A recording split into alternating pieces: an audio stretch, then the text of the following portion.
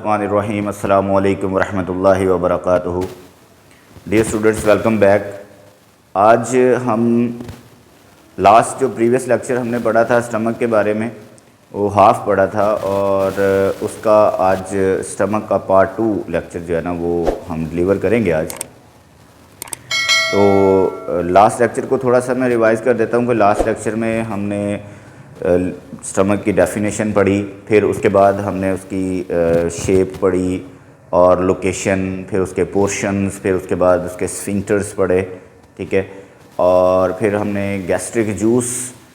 के बारे में पढ़ा और गैस्ट्रिक जूस की जो कंपोजिशन थी और गैस्ट्रिक जूस के जो कंपोनेंट्स होते हैं उनके फंक्शंस के बारे में पढ़ा था। आज का जो लेक्चर है वो नेक्स्ट पार्ट जो है स्टमक का, जिसमें हम चर्निंग के बारे में पढ़ेंगे, हम काइम के बारे में पढ़ेंगे और ये पढ़ेंगे कि पेप्सिन जो कि एक प्रोटीन डाइजेस्टिंग एंजाइम है, ये किस तरह स्टमक की वॉल्स को, जो कि बज़ाते ख़ुद प्रोटीन से बनी होती हैं, उनको नुकसान नहीं पहुंचाता, उनको डाइजेस्ट नहीं करता। और उसके बाद लास्ट पे हमने गैस्ट्रिन हार्मोन के बारे में पढ़ना है। तो गैस्ट्रिन हार्मोन जो है ये कैसे रिलीज़ होता है और उसका फंक्शन क्या होता है हमारी बॉडी के अंदर, स्पेशली हमारे स्टमक के अंदर या हमारे डाइजेशन के प्रोसेस में। तो ये सारी डिटेल्स हम आज के लेक्चर में पढ़ेंगे। तो आइए बेटा स्टार्ट करते हैं। सबसे पहले जो चीज़ हमने पढ़नी है वो है चर्निंग। चर्निंग का प्रोसेस क्या होता है? अगर जब हम खाना खाते हैं तो खाना खाने के बाद जब उसकी ओरल कैविटी के अंदर खाने की जो है वो ग्राइंडिंग वगैरह हो जाती है और पार्शियल डाइजेशन ऑफ स्टार्च हो जाती है, तो उसके बाद खाना बोलस की शक्ल इख्तियार करके हमारे स्टमक में पहुंचता है ईसोफेगस के ज़रिए से। तो जब वो हमारे स्टमक में ईसोफेगस के ज़रिए से पहुंचता है तो वहाँ पे जाके उसके ऊपर क्या क्या काम होता है कि एक तो उसके साथ वो गैस्ट्रिक जूस का इंटरेक्शन होना होता है, पेप्सिन का, HCl वगैरह का, और दूसरा एक और बड़ा अहम अमल हो रहा होता है जिसको हम चर्निंग का नाम देते हैं। चर्निंग आपने कभी कभी ग्राउलिंग सी महसूस की होगी, एक आवाज़ सी महसूस की होगी जब खाना आपके मैदे में पहुंचता है कि आपका मैदा जो है वहाँ से थोड़ी सी आवाज़ आ रही होती है। तो असल में हो क्या रहा होता है कि स्टमक की जो वॉल्स होती हैं वो खाना तो वैसे ही ग्राइंड होके आया है, लेकिन उसको मज़ीद छोटे पीसेस में कन्वर्ट करने के लिए स्टमक की वॉल्स जो हैं वो इस तरह करके जो है वो कॉन्ट्रैक्ट और रिलैक्स करती हैं, और कॉन्ट्रैक्ट और रिलैक्स करने की वजह से खाना जो है वो मज़ीद छोटे छोटे पीसेस में कन्वर्ट हो जाता है और साथ साथ उस फूड कंटेंट की जो मिक्सिंग हो जाती है गैस्ट्रिक जूस के साथ मुकम्मल तौर पर। तो इसकी डिटेल हम देख लेते हैं। यहाँ पे आपको साइड पे एक छोटी सी वीडियो भी वहाँ पे दिखाई जा रही है, उसको भी गौर से देखें। तो जब स्टमक में खाना पहुँचता है, in stomach food is further broken apart through a process of churning. एक अमल होता है स्टमक के अंदर जो कि आपको शॉर्ट सी वीडियो में दिखाया जा रहा है वहाँ पे कि जब खुराक जो है वो स्टमक के अंदर पहुंची है तो वहाँ पे वो चर्निंग के अमल से, चर्निंग में आप देख रहे हैं कि किस तरह स्टमक जो है वो इस तरह कॉन्ट्रैक्ट और रिलैक्स कर रहा है। तो इस तरह कॉन्ट्रैक्शन और रिलैक्सेशन की जो मूवमेंट्स हो रही होती हैं, इनकी वजह से खुराक के जो कंटेंट होते हैं, बोलस के जो कंटेंट होते हैं, वो मज़ीद छोटे छोटे पीसेस में कन्वर्ट हो जाते हैं चर्निंग के अमल से।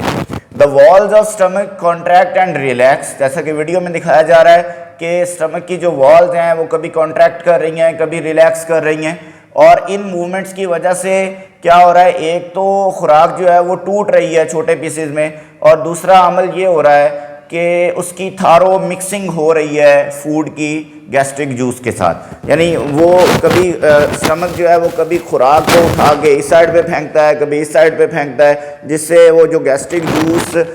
स्टमक की वॉल से रिलीज़ हुआ होता है वो उसके साथ मुकम्मल तौर पर मिक्स हो जाता है और पेप्सिन एंजाइम प्रोटीन्स के ऊपर सही तरह से अटैक करके उनको पार्शली डाइजेस्ट कर पाता है।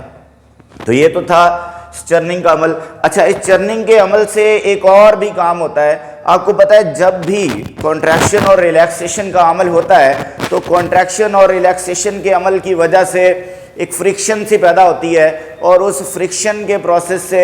हीट पैदा होती है, और जब हीट पैदा होती है तो हमारे फूड के अंदर, हमारे बोलस के अंदर जो लिपिड कंटेंट्स होते हैं, उन लिपिड कंटेंट्स की उस हीट की वजह से मेल्टिंग भी हो जाती है। तो the churning action also produce heat which helps to melt the lipid content of food. वो जो चर्निंग के अमल से, कॉन्ट्रैक्शन और रिलैक्सेशन के अमल से फ्रिक्शन पैदा हुई, उस फ्रिक्शन से जो हीट पैदा हुई, उस हीट की वजह से खुराक में मौजूद जो लिपिड कंटेंट था, लिपिड वाली जितनी भी चीज़ें थीं, घी या ऑयल वगैरह, उनकी भी मेल्टिंग हो जाती है। इसके बाद काइम क्या चीज़ है? देखिए, जब खुराक जो ईसोफेगस के ज़रिए से हमारे स्टमक में पहुंची थी तो उस वक़्त वो राउंड से, स्फेरिकल से, मैस की शक्ल में थी, बोलस की शक्ल में थी, और जैसे ही वो बोलस जो है वो हमारे स्टमक के अंदर एंटर हुआ है तो वहाँ पे क्या हुआ कि हमने अभी पढ़ा है कि चर्निंग का एक अमल होता है जिसके ज़रिए से खुराक बोलस से भी छोटे पार्टिकल्स में कन्वर्ट हो जाती है, मज़ीद ब्रोकन अपार्ट हो जाती है। तो इस तरह मज़ीद ब्रोकन अपार्ट होने की वजह से और साथ में गैस्ट्रिक जूस की मिक्सिंग की वजह से खुराक जो है, बोलस जो है, वो अब एक सूप लाइक स्ट्रक्चर जो है ना वो टेक्सचर में आ जाती है, या फिर हम ये कह सकते हैं जिस तरह एक शोरबा होता है, सेमी लिक्विड या सेमी सॉलिड सी चीज़ जो है वो बन जाती है, उसको हम काइम का नाम देते हैं। The starch in our bite and the protein in mutton. हमारी बाइट के अंदर, हमारी खुराक के अंदर जो स्टार्च था या जो प्रोटीन थी मटन के अंदर, हमने जो गोश्त वगैरह खाया, उनकी अब क्या हो चुकी है? पार्शियल डाइजेशन हो चुकी है, have been partially digested and the food has been converted. और खुराक जो है वो अब बोलस की शक्ल में या फूड पार्टिकल्स या छोटे छोटे पीसेस की शक्ल में ही नहीं रही, बल्कि वो एक सूप लाइक मिक्सचर की शक्ल इख्तियार कर चुकी है, और उस सूप लाइक मिक्सचर को हम काइम का नाम देते हैं। ठीक है, तो ये साइड पे भी आपको दिखाया जा रहा है कि किस तरह ऊपर से एक बोलस आ रहा है और जैसे वो स्टमक के अंदर पहुंच रहा है तो वो बोलस मज़ीद छोटे छोटे पीसेस में कन्वर्ट जो है ना वो हो गया है। तो और अब वो एक सूप लाइक मिक्सचर या एक शोरबे की तरह की चीज़ जो है वो बन गई है, जिसको हमने काइम का नाम दिया है। इस तरह हमने प्रीवियस लेक्चर के अंदर ये चीज़ पढ़ी थी कि जब हम स्फिंक्टर्स को पढ़ रहे थे कि ये ओपनिंग्स होती हैं जिनको रिंग मसल्स ने सराउंड किया हुआ होता है, गार्ड किया हुआ होता है। तो जब हमने पाइलोरिक स्फिंक्टर जो था, जो कि ड्यूडिनम और स्टमक के दरमियान में मौजूद था, उसका फंक्शन पढ़ा था, तो उसके फंक्शन में हमने ये चीज़ देखी थी कि पाइलोरिक स्फिंक्टर जो है वो अलाउ करता है ग्रेजुअल फ्लो ऑफ काइम को फ्रॉम स्टमक टू ड्यूडिनम। तो यहाँ पे वही चीज़ दोबारा से बताई हुई है कि जब काइम बन जाता है तो उसके बाद पाइलोरिक स्फिंक्टर जो है वो अलाउ करता है a little mass of chyme to enter duodenum. थोड़ा थोड़ा काइम जो है वो उसमें से पाइलोरिक स्फिंक्टर में से गुजरकर हमारी स्मॉल इंटेस्टाइन का जो फर्स्ट पार्ट है उसके अंदर जो है वो ड्यूडिनम के अंदर पहुँच रहा होता है वो काइम। ठीक है, और ये प्रोसेस जो है, ये स्टमक के एम्प्टी होने का जो प्रोसेस है, तकरीबन 4 से 5 घंटे लगते हैं इसमें, कि 4 से 5 घंटे में थोड़ा थोड़ा काइम जो है वो ड्यूडिनम के अंदर पाइलोरिक स्फिंक्टर में से गुजरकर जा रहा होता है। एकदम से हमारा स्टमक जो है वो एम्प्टी नहीं होता। इसके बाद एक बॉक्स दिया हुआ है जिसमें activation of pepsinogen into pepsin भी बताई हुई है, और साथ में ये भी बताया हुआ है कि पेप्सिन जो कि एक प्रोटीन डाइजेस्टिंग एंजाइम है और स्टमक जो कि खुद प्रोटीन से बना हुआ होता है, वो उसकी दीवारों को या स्टमक की वॉल्स को नुकसान क्यों नहीं पहुंचाता, उसको डाइजेस्ट क्यों नहीं करता। तो उसका मैंने क्वेश्चन बनाया। ये इस तरह करके क्वेश्चन जो है वो बोर्ड के पेपर्स में भी आ सकता है और ये बहुत इंपॉर्टेंट भी है, इसको अच्छे तरीके से आपने याद करना है। क्वेश्चन क्या है? वाई एंड हाउ, क्यों और कैसे pepsin does not digest, pepsin जो है वो डाइजेस्ट नहीं करता, हजम नहीं करता या उनकी ब्रेक डाउन नहीं करता, किसकी? स्टमक वॉल्स की, मैदे की दीवारों की, विच आर मोस्टली प्रोटीन, जो कि मोस्टली खुद प्रोटीन से बनी हुई होती हैं, और पेप्सिन एक प्रोटीन डाइजेस्टिंग एंजाइम है। तो जब प्रोटीन डाइजेस्टिंग एंजाइम है तो ये स्टमक की वॉल्स को नुकसान क्यों नहीं पहुंचा रहा? जब प्रीवियस लेक्चर में मैंने आपको म्यूकस का और HCl का फंक्शन पढ़ाया था तो उसमें भी ये बात हमने डिस्कस की थी। यहाँ पे बॉक्स में दोबारा से वो बात आई है, तो अब फिर डिस्कस कर लेते हैं कि in stomach pepsin is not release in its active form. पहली तो बात ये होती है कि पेप्सिन कभी भी अपनी एक्टिव फॉर्म यानी पेप्सिन की शक्ल में रिलीज होता ही नहीं है, ठीक है। पहले ये अपनी एक इनएक्टिव फॉर्म में रिलीज होता है जिसको हमने पेप्सिनोजिन का नाम दिया था। Rather it is secreted as inactive pepsinogen which requires HCl for its activation। जब बल्कि क्या होता है कि पेप्सिन अपनी इनएक्टिव फॉर्म में रिलीज हो रहा होता है और वो जो इनएक्टिव फॉर्म होती है वो कहलाती है पेप्सिनोजिन, और उस पेप्सिनोजिन को अपनी एक्टिव फॉर्म यानी पेप्सिन में कन्वर्ट होने के लिए HCl की ज़रूरत होती है, यानी एसिडिक मीडिया या एसिडिक एनवायरनमेंट की ज़रूरत होती है। अच्छा, उससे पहले क्या होता है ये भी हमने प्रीवियस लेक्चर में पढ़ा था कि गैस्ट्रिक जूस में जो तीन चीज़ें हैं यानी म्यूकस, HCl और पेप्सिनोजिन, इनमें सबसे पहले म्यूकस रिलीज होती है। और म्यूकस जब रिलीज होती है तो वो करती क्या है वो भी हमने डिस्कस किया था कि म्यूकस जो है वो स्टमक की वॉल्स को अंदर से कोट कर देती है, अंदर से कवर कर देती है ताकि HCl और पेप्सिनोजिन यानी पेप्सिन जो है वो उन वॉल्स को नुकसान ना पहुंचा सके। The mucus of gastric juice forms a thick coating over the inner walls of stomach. जो म्यूकस रिलीज हुई गैस्ट्रिक जूस में उसने क्या किया, एक मोटी तह बना दी, एक मोटी लेयर बना दी स्टमक की इंटरनल वॉल्स के ऊपर। और जब स्टमक की इंटरनल वॉल्स के ऊपर एक मोटी तह बन गई तो अब क्या हुआ कि जो HCl है जो कि दीवारों के साथ स्टमक की वॉल्स के साथ लग रहा था, वो म्यूकस की लेयर जो है वो क्या कर रही होती है, वो दीवारों के साथ लगने वाले HCl के असर को न्यूट्रलाइज कर देती है, यानी वहां पर HCl की एसिडिटी खत्म हो जाती है, ठीक है जी। तो जब दीवारों के साथ लगने वाले HCl की एसिडिटी ही खत्म हो जाती है तो जो pepsinogen inactive form of pepsin जो है वो अटैच होगी, वो टच करेगी जाके वॉल्स को, तो वहां पे तो HCl वैसे ही न्यूट्रलाइज हो चुका है, वहां पे तो HCl की एसिडिटी खत्म हो चुकी है, वहां पे तो HCl अपना फंक्शन परफॉर्म कर ही नहीं सकता। तो जब HCl की एसिडिटी खत्म हो चुकी है तो जो पेप्सिनोजिन यानी पेप्सिन की जो इनएक्टिव फॉर्म है वो अगर वहां पे वॉल्स के साथ जाके लगेगी भी तो वहां पे HCl का कोई असर नहीं है, इसलिए वो पेप्सिनोजिन पेप्सिन में कन्वर्ट नहीं हो सकेगा जो वॉल्स के साथ लग रहा होगा, ठीक है। और लेकिन अंदर दरमियान में कैविटी में एसिड मौजूद है, वहां पर पेप्सिनोजिन पेप्सिन में कन्वर्ट हो रहा है, लेकिन जो वॉल्स हैं वहां पर पेप्सिनोजिन पेप्सिन में कन्वर्ट नहीं हो पा रहा होता, जिसकी वजह से वो मैदे की स्टमक की वॉल्स को भी नुकसान नहीं पहुंचा पाता, उनको डाइजेस्ट नहीं कर पाता। It makes pepsinogen difficult to attack stomach wall, जिसकी वजह से क्या है कि पेप्सिनोजिन चूंकि अब पेप्सिन में कन्वर्ट ही नहीं हो पा रहा, जब पेप्सिनोजिन पेप्सिन में कन्वर्ट ही नहीं हो पा रहा तो वो स्टमक की वॉल्स को डाइजेस्ट भी नहीं कर पाएगा। तो ये तो हो गया हमारा कि किस तरह पेप्सिन जो है वो बनता है और किस तरह वो मैदे की दीवारों को नुकसान पहुंचाने से बाज रहता है। इसके बाद एक और बॉक्स दिया हुआ है जो कि बहुत इंपॉर्टेंट है, वो एक हार्मोन के बारे में है। गैस्ट्रिन हार्मोन जो है ये बहुत इंपॉर्टेंट हार्मोन है हमारे जो है वो डाइजेस्टिव सिस्टम का, इसको पेप्टाइड हार्मोन भी कहते हैं। साइड पे आपको डायग्राम्स दिखाई जा रही हैं जिनमें गैस्ट्रिन का सारा जो है वो फंक्शन बताया हुआ है। बॉक्स में जो लिखा है वो भी हम पढ़ लेते हैं कि some quantity of gastric juice is always present in stomach. हमने कुछ खाया हो या ना खाया हो, स्टमक कभी भी मुकम्मल तौर पर खाली नहीं होता। स्टमक के अंदर, मैदे के अंदर हर वक्त गैस्ट्रिक जूस थोड़ा थोड़ा सा मौजूद रहता है। When bite is in oral cavity, अभी खुराक,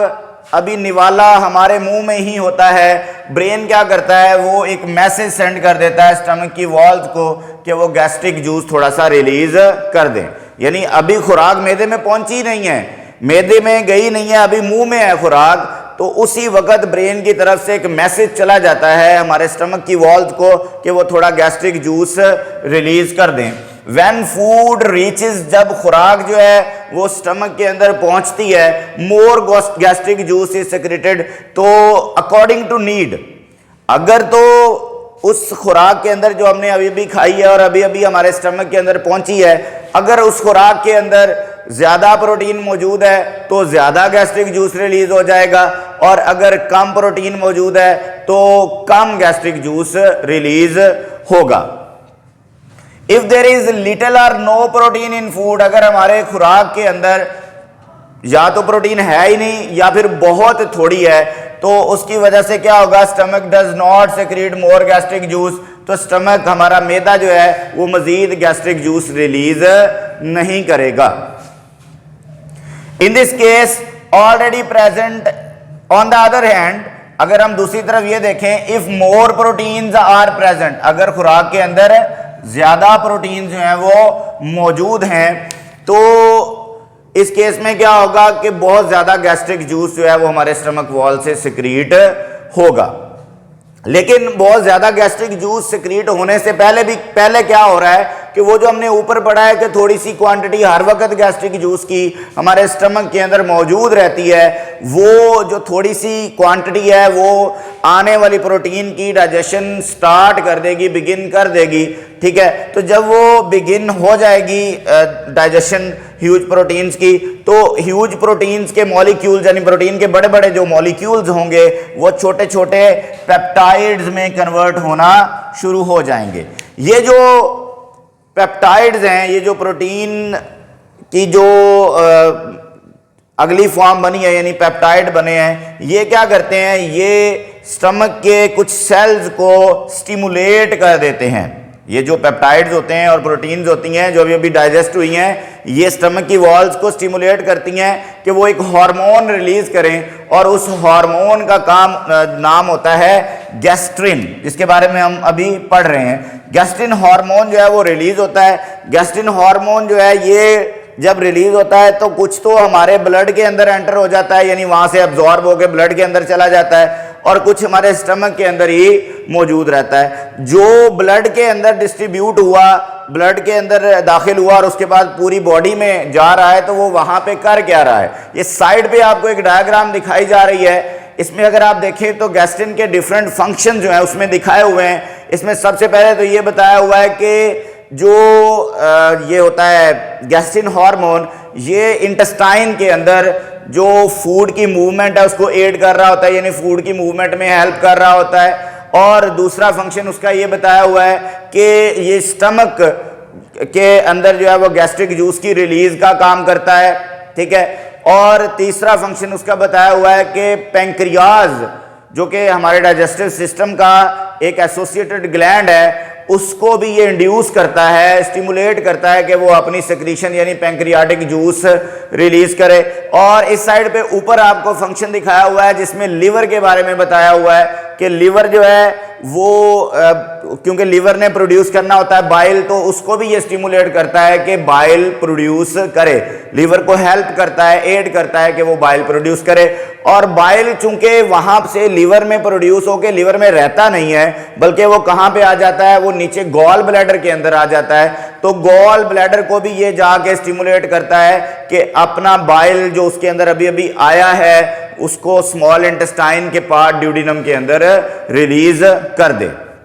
ठीक है, तो ये गैस्ट्रिन के वो फंक्शंस हैं वो जो ब्लड में एंटर होने के बाद करता है। अब स्पेसिफिक फंक्शन उसका कहां पे होता है, स्पेसिफिक फंक्शन उसका होता है हमारे स्टमक के अंदर। वहां पे वो क्या करता है, in stomach it has specific effect and stimulate the gastric glands. हमारी वॉल्स के अंदर गैस्ट्रिक, हमारे स्टमक की वॉल के अंदर गैस्ट्रिक ग्लैंड्स मौजूद होते हैं। वो गैस्ट्रिक ग्लैंड्स जो हैं उनको जाके ये स्टिमुलेट करता है कि वो ज्यादा से ज्यादा गैस्ट्रिक जूस रिलीज करें, ताकि आने वाली खुराक में जो प्रोटीन कंटेंट है उसको सही तरह से डाइजेस्ट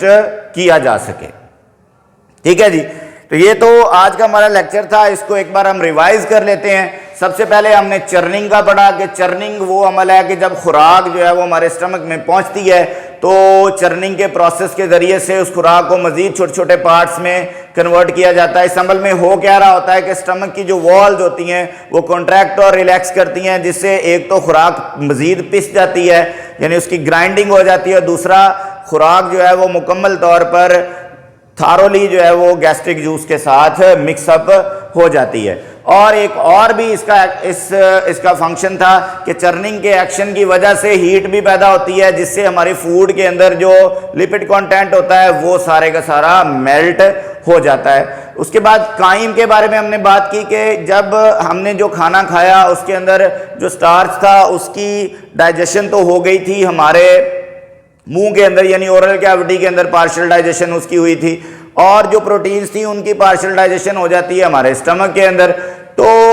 अब वो बोलस की शक्ल में नहीं रहता बल्कि वो एक सूप लाइक मिक्सचर में आ जाता है, कन्वर्ट हो जाता है। उस सूप लाइक मिक्सचर को कहते हैं काइम, और ये काइम पाइलोरिक स्फिंक्टर से थोड़ा थोड़ा होके गुजर कर आगे हमारी इंटेस्टाइन के अंदर यानी ड्यूडेनम के अंदर जा रहा होता है। फिर हमने पढ़ा कि पेप्सिन जो है कि ये एक प्रोटीन डाइजेस्टिंग एंजाइम होता है। ये प्रोटीन डाइजेस्टिंग एंजाइम जो है वो हमारे मैदे की दीवारें जो कि खुद प्रोटीन से बनी होती हैं उनको नुकसान क्यों नहीं पहुंचाता, तो उसकी भी डिटेल हमने पढ़ी कि पेप्सिन जो है वो अपनी एक्टिव फॉर्म में तो रिलीज ही नहीं होता, ये रिलीज होता है अपनी इनएक्टिव फॉर्म यानी पेप्सिनोजेन की फॉर्म में, और इसको पेप्सिन में कन्वर्ट होने के लिए HCl रिक्वायर होता है। और गैस्ट्रिक जूस में सबसे पहले रिलीज हो रही होती है म्यूकस। म्यूकस क्या करती है, स्टमक की इंटरनल वॉल्स पर एक थिक कोटिंग बना देती है, एक थिक लेयर बना देती है, जिसकी वजह से क्या होता है कि जो एसिड HCl जो है वो स्टमक की वॉल्स के साथ जहां पर कोटिंग हुई है म्यूकस की वहां पे जाके लगता है तो वो वहां पे जाके न्यूट्रलाइज हो जाता है। अब चूंकि पेप्सिनोजेन को